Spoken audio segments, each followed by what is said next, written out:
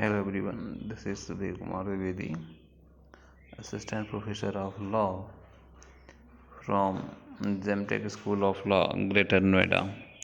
The topic for today's lecture is digital forensic and digital evidence under the subject Law of Evidence. So, what is digital forensic? Digital forensic is the art and science of applying computer science to aid the legal process. Although plenty of science is attributable to computer forensics, most successful uh, investigator possess a nose for investigation and a skill for solving puzzles, which is where the art comes in. It is more than the technological systematic inspection of the computer system and its contents for evidence or supportive evidence of civil wrong or the criminal act. And we know the computer forensic requires specialized expertise and tools that goes above and beyond the normal data collection and the preservation techniques available to end users or the system support personnel. The forensic examiner renders an opinion based upon the examination of the material that has been recovered. Here comes the problem of locating the relevant evidence within massive amounts of the data. Wading through such volumes of information to find relevant evidence is a daunting task.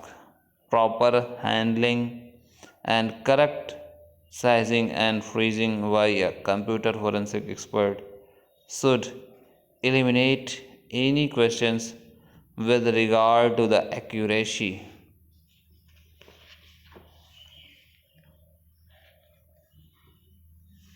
In practice, the result is that every expert, including computer forensic experts, are now subject to challenge for reliability. Trial courts and counsels are required to seek indicia of reliability that is reasonably pertinent to the expert field of expertise.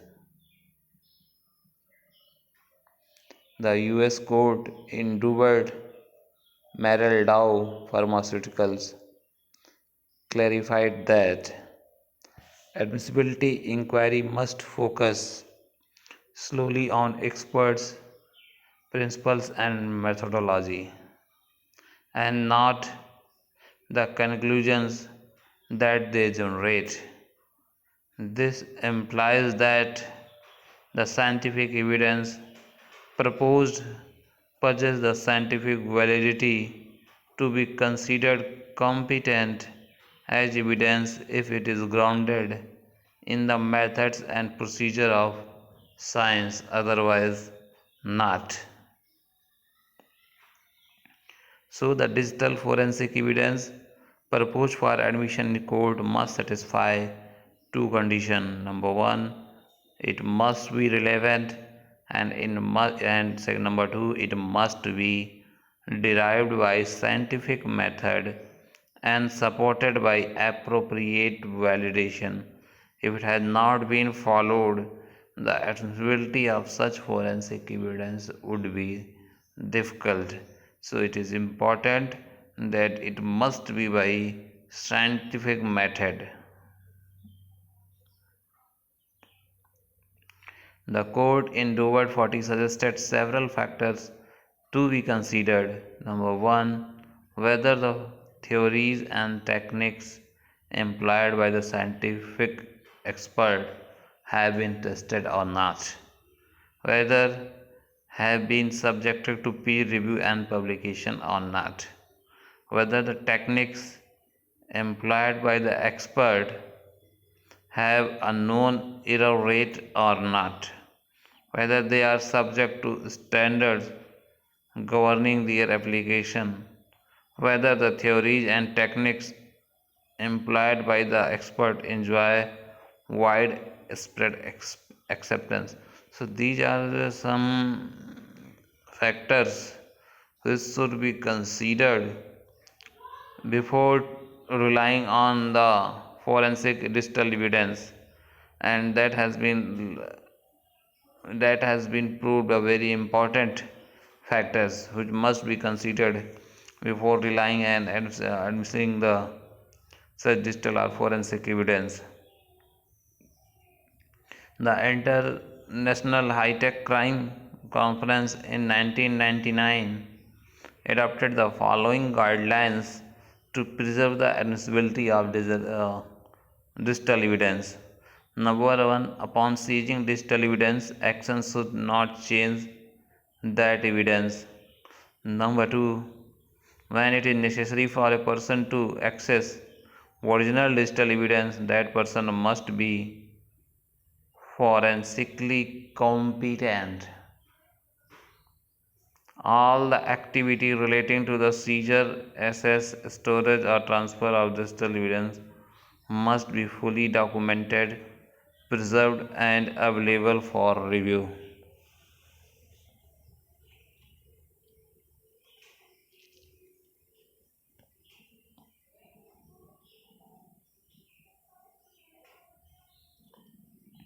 An individual is responsible for all actions taken with respect to digital evidence while the digital evidence is in their possession. Any agency that is responsible for seizing, assessing, storing, or transferring digital evidence is responsible for the compliance with these principles. It is also important to know that in the central monitoring system has been made operational from April 2013, and the CMS, that is the central monitoring system, would further help empower government agencies to tap phones without authorization. Hence, effective safeguard need to be evolved, otherwise the right to privacy guaranteed under Article 21 of the Indian Constitution will be in serious jeopardy. So, if the CMS has been given full right to record any tape, any conversation without any authorization, then obviously it will affect. You can say it will affect the uh, right to privacy, which has been guaranteed by Supreme Court by interpreting the Article 21 of the Indian Constitution. So it is very important that some restrictions should be there, some guidelines should be there before regarding the any tape or conversation. Recently, we saw the example in Rajasthan where the various allegations were made from the parties, from the ruling parties, from the opposite parties against each other, that government is using the agencies for their personal benefits and regarding the private conversation of the MPs, MLAs without any purpose or without any authorization, just for proving the things that something is going wrong. And if the government is using agencies to manipulate the thing, then that is not as per the constitution, and government should take care the right which has been provided under Article 21 of the Constitution. That's all. Thank you.